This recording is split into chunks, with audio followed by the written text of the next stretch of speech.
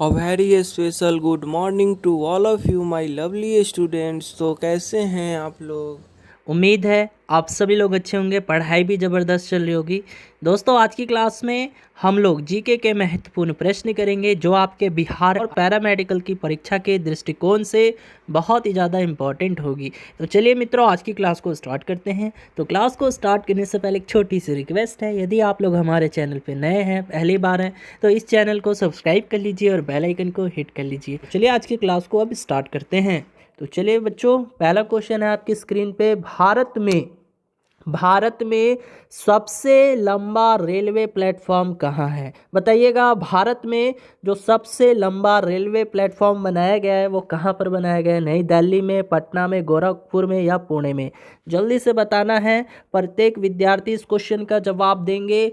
तो जी हाँ दोस्तों, यदि आपका जवाब आ रहा है ऑप्शन नंबर सी, जी हाँ दोस्तों, ऑप्शन नंबर सी जो है इस क्वेश्चन का राइट आंसर हो जाएगा। ठीक है, गोरखपुर। ठीक है, हाँ जी। तो आपको याद रखना है कि भारत में सबसे लंबा railway platform Gorakhpur railway station का है। और इसकी लंबाई की बात करें स्टूडेंट, तो इसकी जो लंबाई है वो है 1366 मीटर। ठीक है, और अगर आपसे पूछे कि देश का दूसरा सबसे लंबा रेलवे प्लेटफॉर्म कहाँ है, यानी अगर आपसे पूछे देश का दूसरा सबसे लंबा रेलवे प्लेटफॉर्म कौन सा है, तो ये है बच्चों केरल में स्थित कोलम रेलवे स्टेशन। ठीक है, तो ये दूसरा हो जाएगा। ये तो पहला था ना, ये तो पहला था। भारत में सबसे लंबा रेलवे प्लेटफॉर्म कहाँ है, तो गोरखपुर है। दूसरा सबसे लंबा रेलवे प्लेटफॉर्म कहाँ है, तो दूसरा का अगर पूछे तो याद रखना है केरल में स्थित है एक रेलवे प्लेटफॉर्म, नाम है कोलम रेलवे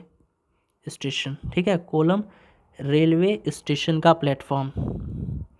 ठीक है, और तीसरा का बात करेगा तब अगर आपसे पूछे कि भारत में तीसरा सबसे लंबा रेलवे प्लेटफॉर्म कहाँ है, तो तीसरा का भी याद रखना है खड़गपुर है। कहाँ है? Kharagpur railway station. ठीक है, खड़गपुर। चलिए मूव करते हैं अगले क्वेश्चन की तरफ डियर स्टूडेंट। चलिए मित्रों, अगला प्रश्न है इजराइल की मुद्रा है, इजराइल की करेंसी क्या है? यूरो, शेकेल, क्रोन, पैसो? जल्दी से जवाब दीजिएगा। बेहद इजी प्रश्न है और बहुत ही लाजवाब प्रश्न है डियर स्टूडेंट। देखिए, करेंसी से यानी मुद्रा से संबंधित प्रश्न पूछ लिए जाते हैं, विभिन्न देशों एवं उनकी राजधानियों से प्रश्न पूछ लिए जाते हैं। तो जल्दी से बताइएगा इजराइल की मुद्रा क्या है, इजराइल की करेंसी क्या है? तो जी हाँ दोस्तों, यदि आपने जवाब दिया है ऑप्शन नंबर बी यानी शेकेल, देन आपका आंसर सही है। तो इजराइल की मुद्रा क्या है? New shekel. याद रखना है, न्यू शेकेल जो है यहाँ की मुद्रा है। बात करेंगे यूरो, तो ये भी एक मुद्रा है। तो ये बच्चों ये जो यूरो देख रहे हो ये भी मुद्रा है, लेकिन ये यूनियन देशों की संयुक्त मुद्रा होती है। अब जैसे यूनियन यानी यूरोपीय देश की है ना, तो यूरोप के अंतर्गत कई सारे देश आ जाते हैं, जैसे फ्रांस आ जाएगा, आपका जर्मनी आ जाएगा। ठीक है, तो फ्रांस की मुद्रा बोल सकते हो यूरो है, जर्मनी की मुद्रा बोल सकते हो क्या? यूरो है। ठीक है, ठीक इसी प्रकार आयरलैंड, इटली, ऑस्ट्रिया, कई सारे देश हो जाएंगे। ठीक है, और ये क्रोन कहाँ की मुद्रा है, तो ये भी आपको याद रखना है, क्रोन जो है ये डेनमार्क की मुद्रा है। कहाँ की? डेनमार्क, डेनमार्क की मुद्रा है। पैसो, पैसो कहाँ की मुद्रा है, तो ये बच्चों आपको याद रखना है फिलीपींस। जी हाँ दोस्तों, फिलीपींस की मुद्रा है। ठीक है, फिलीपींस, फिलीपींस जो है की मुद्रा है पैसो। ठीक है, चलिए मूव करते हैं अगले क्वेश्चन की तरफ।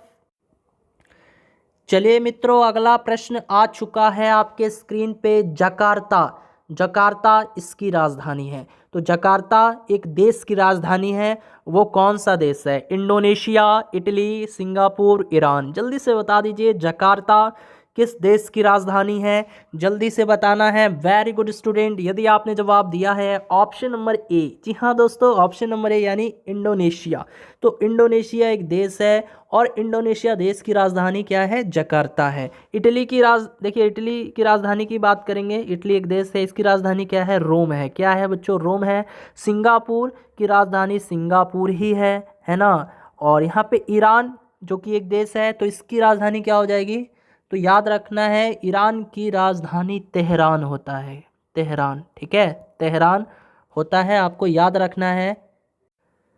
अब देखिए स्टूडेंट, आपके पैरामेडिकल 2021 की परीक्षा में, जी हाँ दोस्तों, पैरामेडिकल 2021 की परीक्षा में देश की राजधानियों से संबंधित प्रश्न पूछा गया था। विभिन्न देश एवं उनकी राजधानियों से एक प्रश्न था बच्चों निकारागुआ, शायद आपको मालूम ही होगा, पूछा गया था निकारागुआ की राजधानी। पूछा गया था कि नहीं पूछा गया था, आप लोग एक बार बताइएगा बच्चों। जो बच्चे एग्ज़ाम दिए होंगे है ना, तो उनको ये मालूम होगा, ये पूछा हुआ प्रश्न था। निकारागुआ की राजधानी क्या होती है? तो मनागुआ। क्या होती है? मनागुआ होती है। इसको नोट कर लीजिएगा, काफ़ी क्वेश्चंस रिपीटेड होते हैं जीके में। ठीक है, चलिए बढ़ते हैं अगले क्वेश्चन की तरफ। चलिए मित्रों, अगला प्रश्न आ जाता है, प्रथम एशियाई खेल कहाँ हुए थे? प्रथम एशियाई खेल कहाँ आयोजित किए गए थे? नई दिल्ली में, हैदराबाद में, जयपुर में, लखनऊ में? जल्दी से बताइएगा, सभी स्टूडेंट बताएंगे। तो प्रथम एशियाई खेल कहाँ हुआ था बच्चों? तो ये हुआ था नई दिल्ली में। नई दिल्ली में, यानी ऑप्शन नंबर ए जो है आपके इस क्वेश्चन का करेक्ट आंसर हो जाएगा। अब यदि मैं आपसे ये पूछूं प्रथम एशियाई खेल कब आयोजित किए गए थे, यानी किस वर्ष हुए थे, बता सकते हैं? जल्दी से बताइए, प्रथम एशियाई खेल कहाँ हुए थे? ये तो आपको पता चल गया, न्यू दिल्ली में हुए थे, लेकिन ये कब आयोजित किए गए थे? तो ये भी याद रखना है, 1951 ईस्वी में। जी हाँ दोस्तों, 1951 ईस्वी में प्रथम एशियाई खेल भारत की राजधानी न्यू दिल्ली में आयोजित किए गए थे। चलिए बढ़ते हैं अगले क्वेश्चन की तरफ। चलिए मित्रों, अगला प्रश्न है, रेशम रेशम का उत्पाद करने वाला प्रथम देश था। रेशम से याद आया, रेशमा एक गाना है, ओ रेशमा बादल, सुने हो गाना? बादल तुम याद ना आया करो, सुने हो जी? चलिए कोई नहीं, थोड़ा सा एंटरटेनमेंट भी ज़रूरी हो जाता है। तो रेशम का उत्पाद करने वाला प्रथम देश कौन सा था बच्चों? भारत था, चीन था, या इंग्लैंड था, या जापान था? तो जी हाँ मित्रों, यदि आपने जवाब दिया है ऑप्शन नंबर बी, देन आपका आंसर सही है। ठीक है, तो रेशम का उत्पादन करने वाला पहला देश चीन को माना जाता है। और कभी कभी कागज से रिलेटेड भी पूछ लेता है कि कागज का उत्पाद करने वाला प्रथम देश कौन सा था? तो ये भी चीन ही था। याद रखना है, कागज उत्पादन करने वाला भी प्रथम देश चीन ही था। ठीक है, चलिए बढ़ते हैं अगले क्वेश्चन की तरफ। चलिए मित्रों, अगला प्रश्न है, अमर्त्य सेन को नोबेल पुरस्कार किस क्षेत्र में दिया गया था? जल्दी से बताइए, शांति के क्षेत्र में, भौतिकी के क्षेत्र में, अर्थशास्त्र के क्षेत्र में, चिकित्सा शास्त्र के क्षेत्र में? तो जी हाँ मित्रों, यदि आपने जवाब दिया है ऑप्शन नंबर सी, जी हाँ दोस्तों, ऑप्शन नंबर सी जो है इस क्वेश्चन का करेक्ट आंसर हो जाएगा। तो अमर्त्य सेन को नोबेल पुरस्कार दिया गया था अर्थशास्त्र के क्षेत्र में। कब दिया गया था? तो ये भी याद रखिएगा, 1998 ईस्वी में। जी हाँ दोस्तों, 1998 ईस्वी में। बात करेंगे यहाँ से नोबेल पुरस्कार के बारे में मित्रों। तो आप सभी बच्चे जानते हैं नोबेल पुरस्कार जो है 6 क्षेत्रों में दिया जाता है। ठीक है, 6 क्षेत्रों में दिया जाता है। वो 6 क्षेत्र कौन कौन से हैं ये भी मैं कई बार बता चुका हूँ। देखिए, पहला तो है शांति का क्षेत्र, दूसरा है भौतिकी का क्षेत्र, है ना। तीसरा जो क्षेत्र हो जाता है अर्थशास्त्र के क्षेत्र में भी दिया जाता है ये पुरस्कार। और उसके बाद चिकित्सा के क्षेत्र में भी दिया जाता है ना। और फिर इसके बाद रसायन के क्षेत्र में भी दिया जाता है। और अब बताइए एक कौन सा बच गया?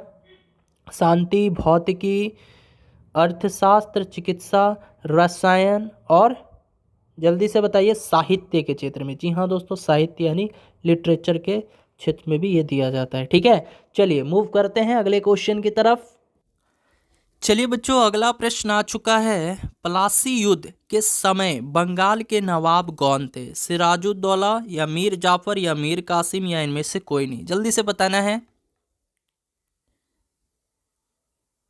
हाँ जी, जल्दी से बताना है, बिल्कुल फास्ट। प्लासी युद्ध के समय बंगाल के नवाब कौन थे? बिल्कुल फास्ट आंसर करना है। सभी स्टूडेंट इस प्यारे से क्वेश्चन का जवाब देंगे। प्लासी युद्ध जो हुआ था उस समय बंगाल के नवाब, जी हाँ, बंगाल के नवाब कौन थे? तो वेरी गुड, यदि आपने जवाब दिया है ऑप्शन नंबर ए यानी सिराजुद्दौला, देन आपका आंसर सही है। तो याद रखना है बच्चों, प्लासी युद्ध के समय बंगाल का नवाब सिराजुद्दौला था, है ना। और प्लासी के युद्ध में रॉबर्ट क्लाइव ने सिराजुद्दौला को ही पराजित कर मीर जाफर को बंगाल का नवाब बनाया था। ठीक है, तो ये भी आपको याद रखना है। लेकिन प्लासी युद्ध के समय बंगाल के नवाब कौन थे? सिराजुद्दौला। अच्छा, प्लासी का युद्ध कब हुआ और किनके बीच हुआ था? क्या आप लोग बता सकते हो? प्लासी का ये युद्ध जो हुआ था ये कब हुआ था? पूछ लिया जाता है। बस आप लोग ये बता दीजिएगा ना। तो एक मैं बहुत ही अच्छा सा प्यारा सा सॉन्ग सुनाऊंगा आपको। सॉन्ग सुनना चाहेंगे आप लोग? जल्दी से एक बार कमेंट में बोलिएगा बच्चों, क्या आप लोग एक सॉन्ग सुनना चाहेंगे मेरे द्वारा? सभी बच्चे बोलेंगे हाँ जी, बिल्कुल फास्ट। ओके ओके, तो चलिए जल्दी से बता दीजिए, तभी सुनाऊंगा। हाँ जी, तो प्लासी का युद्ध कब हुआ था बच्चों? बता दीजिए, ईस्वी बता दीजिए। तो जी हाँ, कब हुआ था? तो ये हुआ था बच्चों 23 जून 1757 ईस्वी में। जी हाँ, सही जवाब है। तो 23 जून 1757 ईस्वी में हुआ था। ठीक है, और किन के बीच हुआ था बच्चों? तो ये युद्ध रॉबर्ट क्लाइव और सिराजुद्दौला के बीच में हुआ था। किसके बीच हुआ था? रॉबर्ट क्लाइव और सिराजुद्दौला। ठीक है, तो रॉबर्ट क्लाइव और सिराजुद्दौला के बीच में युद्ध लड़ा गया था, है ना। तो इस युद्ध में जो है रॉबर्ट क्लाइव ने जो है सिराजुद्दौला को पराजित करके, हरा के मीर जाफर को बंगाल का नवाब बनाया था। ठीक है, हाँ जी, चलिए बहुत अच्छी बात है। तो चलिए एक प्यारा सा सॉन्ग आप लोगों के लिए। ठीक है, खामोशियाँ सुनते कब तक रहेंगे हम, मौका है होठों से आज कुछ तो कहो। बड़ी मुख्तसर सी है ये जिंदगी यारा, जरा पास आ जाओ सोचते ना रहो। तुम अपना लो ये ठुकरा दो, तुम्हें हक फैसला का है। हमें क्यों पूछते हो तुम, हमारे हाथ में क्या है। कि हम तो कर चुके जाना तुम्हें हर सांस में शामिल। दिल गलती कर बैठा है दिल।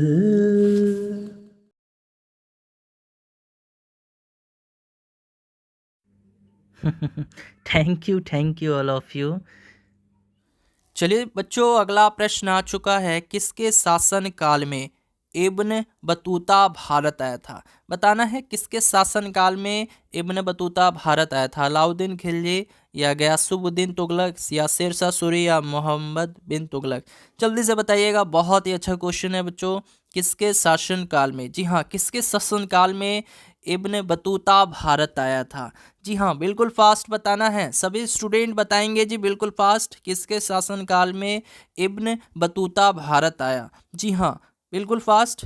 तो वेरी गुड स्टूडेंट, यदि आपने जवाब दिया है मोहम्मद बिन तुगलक, देन आपका आंसर सही है ना, सही जवाब है।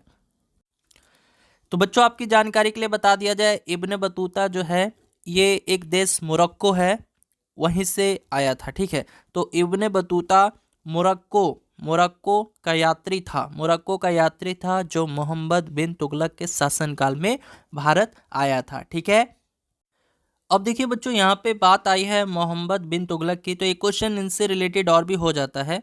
एक क्वेश्चन बच्चों इस प्रकार बन जाता है कि किस शासक ने अपनी राजधानी दिल्ली से दौलताबाद स्थानांतरित की थी? देखिए मैं क्वेश्चन लिख देता हूँ, ये भी क्वेश्चन इंपॉर्टेंट हो जाता है। लिखना है किस शासक ने, जी हाँ, किस शासक ने अपनी राजधानी, जी हाँ, किस शासक ने अपनी राजधानी दिल्ली से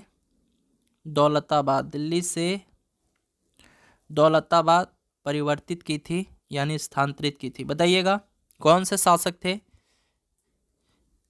यानी कौन से शासक ने अपनी राजधानी दिल्ली से दौलताबाद परिवर्तित कर ली थी, यानी स्थानांतरित कर ली थी, चेंज कर ली थी, है ना। पहले दिल्ली थी तो दिल्ली से दौलताबाद ले गया वो अपनी राजधानी को। तो जी हाँ दोस्तों, कौन सा शासक था? ये मोहम्मद बिन तुगलक ही था, है ना, मोहम्मद बिन तुगलक ही था, आपको याद रखना है। देखिए बच्चों, यहाँ पे शेरशाह सूरी के बारे में भी जान लेते हैं कुछ। तो एक क्वेश्चन आपके पैरामेडिकल के एग्जाम में पूछा जा चुका है कि भाई शेरशाह सूरी का मकबरा कहाँ है? ये तो आप सभी जानते होंगे, और उम्मीद है हर एक स्टूडेंट इस प्यारे से क्वेश्चन का सही आंसर देंगे। बताइए तो, शेरशाह सूरी का मकबरा। जी हाँ, शेरशाह सूरी का मकबरा कहाँ है?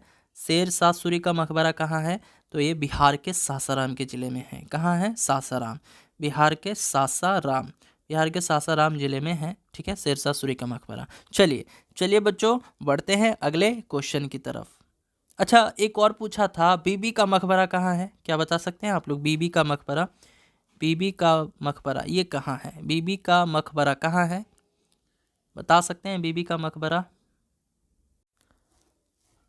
तो जी हाँ, कहाँ है? तो बीबी का मकबरा जो है ये महाराष्ट्र के औरंगाबाद ज़िले में है। ठीक है, तो महाराष्ट्र के औरंगाबाद में है। कहाँ है? महाराष्ट्र के औरंगाबाद में है।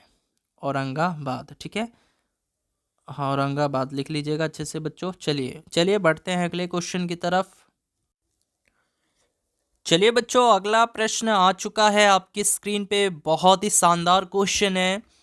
प्रश्न है पर्वत केटू। यहाँ पे क्वेश्चन है बच्चों, पर्वत केटू डैश के नाम से भी जाना जाता है। बच्चों, माउंटेन केटू जो है इसको और एक नाम से जानते हैं हम लोग। वो कौन सा नाम है? एवरेस्ट, नंगा पर्वत, गॉडविन ऑस्टिन या नंदा देवी? जल्दी से बताइएगा, सभी स्टूडेंट बताएंगे। जी हाँ, इस प्यारे सी क्वेश्चन का आंसर आप सभी स्टूडेंट करेंगे कि पर्वत केटू को और किस नाम से जाना जाता है। तो जी हाँ बच्चों, यदि आपने जवाब दिया है ऑप्शन सी, देन आपका आंसर सही है। तो बच्चों, यहाँ पे पर्वत केटू है, पर्वत जो केटू है इसको हम लोग एक और नाम से जानते हैं। कौन से नाम से? Godwin Austen. ठीक है, गॉडविन ऑस्टिन के भी नाम से इसको हम लोग जानते हैं। तो याद रखना है, जम्मू कश्मीर में स्थित माउंट केटू, जिसे गॉडविन ऑस्टिन के नाम से भी जाना जाता है, और ये भारत का सबसे ऊंचा पर्वत शिखर है। अगर आपसे पूछे बच्चों कि भारत का सबसे ऊंचा पर्वत शिखर कौन सा है, तो भारत का सबसे ऊंचा पर्वत शिखर के नाम से किसको जानते हैं हम लोग? तो ये जानते हैं केटू को, जिसका एक और नाम अभी मैंने बताया क्या है? Godwin Austen. ठीक है, तो ये प्रश्न आपको याद रखना है, आपके एग्जाम के पॉइंट ऑफ व्यू से इंपॉर्टेंट हो जाता है। चलिए बढ़ते हैं अगले क्वेश्चन की तरफ। अच्छा, विश्व का सबसे ऊंचा पर्वत कौन सा है? बता सकते हैं विश्व का सबसे ऊंचा पर्वत? जी हाँ, विश्व का सबसे ऊंचा पर्वत कौन सा है? बिल्कुल फास्ट। तो जी हाँ, ये तो सभी जानते होंगे कि विश्व का सबसे ऊंचा पर्वत कौन सा है। तो ये माउंट एवरेस्ट है, और नेपाल में है ये। और नेपाल में इसको किस नाम से जाना जाता है? सागरमाथा, है ना। यानी यहाँ पर जान लीजिए, विश्व में सबसे ऊंचा पर्वत, विश्व में जो सबसे ऊंचा पर्वत है कौन सा है? माउंट एवरेस्ट में। और कहाँ है, किस देश में है? तो नेपाल में है माउंट एवरेस्ट। ठीक है, माउंट एवरेस्ट है, और ये कहाँ है बच्चों? नेपाल में है। और नेपाल में इसको किस नाम से जानते हैं हम लोग? सागरमाथा। ये भी याद रखना है, नेपाल में इसको सागरमाथा के नाम से जाना जाता है। चलिए बढ़ते हैं अगले क्वेश्चन की तरफ। चलिए बच्चों, इसके बाद अगला प्रश्न है, क्वेश्चन है भारत के किस स्थान पर सबसे अधिक वर्षा होती है? तो वैसा स्थान जहां पे सबसे अधिक वर्षा होगी, ईटानगर या मासिनराम या चेरापूंजी या तेजपुर? जल्दी से जवाब देना है, सभी स्टूडेंट आंसर करेंगे। जी हाँ, भारत के किस स्थान पर जो है सबसे अधिक वर्षा होती है? भारत के किस स्थान पर सबसे तेजी वर्षा होती है, सबसे अधिक वर्षा होगी वहाँ पे? बताइए कौन सा स्थान है वो भारत का? तो जी हाँ, कौन सा स्थान है? तो मासिन राम है, यानी ऑप्शन नंबर बी यदि आप लोग जवाब दे रहे हैं, देन आपका आंसर सही है। ठीक है बच्चों, तो याद रखना है, मेघालय के मासिन राम में सर्वाधिक वर्षा होती है। ठीक है, और अगर प्रश्न इस प्रकार पूछते कि भाई आपको बताना है, यहाँ पे उल्टा पूछते यानी भारत के किस स्थान पर सबसे कम वर्षा होती है, देन क्या आंसर दीजिएगा? मान के चलिए क्वेश्चन पूछते कि भारत में सबसे कम वर्षा वाला स्थान। जी हाँ, भारत में सबसे कम वर्षा वाला स्थान कौन सा है? बताइए, भारत में सबसे कम वर्षा वाला स्थान कौन सा है? तो ये हमारा लेह है, लेह नगर है। और ये कहाँ है बच्चों? तो लेह नगर जो है ये पूर्वी जम्मू कश्मीर राज्य के उत्तरी भारत में स्थित है। ठीक है, तो आपको ये याद रखना है, पूछे जा सकते हैं ऐसे प्रश्न। ठीक है, तो चलिए दोस्तों, आज की क्लास यदि इंटरेस्टिंग लगी हो, अच्छी लगी हो, तो इस क्लास को एक लाइक दे दीजिएगा। मिलते हैं अगले क्लास में, और इस क्लास का फीडबैक भी अवश्य दीजिएगा। ठीक है, तो मिलते हैं अगली क्लास में नई जोश नई उम्मीद के साथ। तब तक के लिए bye bye, tata, good night, take care.